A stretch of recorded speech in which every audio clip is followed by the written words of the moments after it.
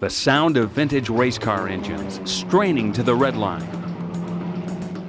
Cars which have filled the record books of sports car racing with triumphs and accolades for half a century, once again competing wheel to wheel from corner to corner. It is mid-July, and we're in Pittsburgh for the 9th annual Pittsburgh Vintage Grand Prix, a full week of activities and festivities which we were privileged to be a part of. There were a couple of aspects to this event which made it especially worthwhile. First, proceeds for the event would be donated to the Autism Society of Pittsburgh and the Allegheny Valley Schools. And secondly, the featured marque for this year's Grand Prix would be the renowned T-Series MGs, which perhaps more than any other car popularized the sports car phenomenon in America throughout the 40s and much of the 50s. Plus, on Saturday of the race weekend, a spectacular car show was held on the site of the Pittsburgh Vintage Grand Prix, 102-year-old Shenley Park. Over 1,000 cars took part in the show, highlighting some of the great sports cars from Great Britain, such as Jaguar, Austin Healey, Lotus, Triumph, and Morgan. David Grove brought this 1988 Morgan powered by a Rover V8, just one of the many Morgans on hand. It wasn't David's car, but he said there were so many Morgans at the show, it led to an unexpected fringe benefit. I've learned a lot about Morgan just today because I detail cars and I'm showing the car for the owner who couldn't come here today. He's a doctor, and I've met so many people who are into Morgans that I've learned so much about Morgans today. It's unreal. Jeff Locke did a full restoration on this 1956 XK140 Jaguar, one reason being its rarity. This is a 140 MC Roadster, and there weren't that many of them that were produced, and this one has overdrive, which actually makes it even more scarce. So it made it worthwhile to just go totally into it and do the best that we could do. And this 1948 MGTC went on to win Best in Class and Best in the T-Series cars on display. Owned by Tim and Tina Burgess of Rochester, New York, they had an interesting story to tell about the car's fog lamp. 3 weeks after we found that one, and this is an original, 3 weeks after we found it, Moss Motors, which is one of the makes parts and sells parts, announced that they were going to start reproducing that fog lamp. We spent 2 years and about $100 in long-distance phone calls trying to find one.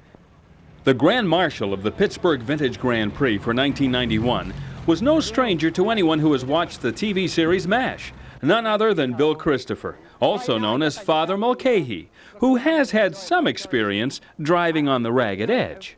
I talked about not being a driver, because usually the Grand Marshals are drivers, but I'm reminded that I drive the freeways in LA.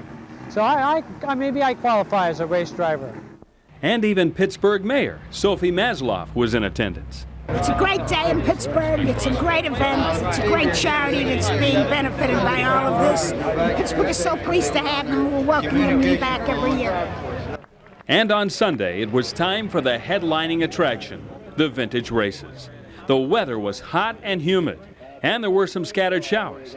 But it couldn't interfere with the full slate of vintage automobile races which were flagged off around Shenley Park.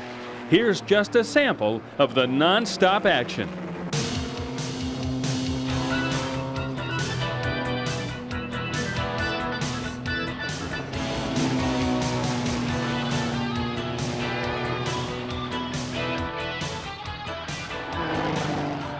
Maybe the race that attracted the most attention was the sprint race for the T-Series MGs, which were being honored at this year's get-together. The MGTC, TD, and TF have long been recognized as the cars which help to educate America on the subject of sports motoring. Their lightweight, spirited handling, and snarky four-cylinder overhead cam engines found great popularity in America, a country where performance was, up to that point, loosely defined by domestic cars. And ironically, despite such a significant place in sports car history, most T-Series MGs can still be purchased for far less than other sports cars from the same era. After the final checkered flag had fallen, it was time for the awards. The winners were bestowed with trophies and plaques. But a victory was also won by the many mentally handicapped children and young adults that will benefit from the proceeds raised during this week in July. Thank you very much. In the previous 8 Pittsburgh Vintage events, over $350,000 had been collected and donated to the charities. Race Chairman Lee Raskin of the Vintage Sports Car Club of America. I would really like to thank the members from the Pittsburgh Vintage Grand Prix Association, Washington, D.C. Region SCCA, Steel City Region SCCA, all of our drivers and participants from the VSCCA for their combined effort to help make this a truly successful 9th Pittsburgh Vintage Grand Prix at Shenley Park. The Pittsburgh Vintage Grand Prix was indeed a celebration of the past, which will touch the lives of those striving for a brighter future.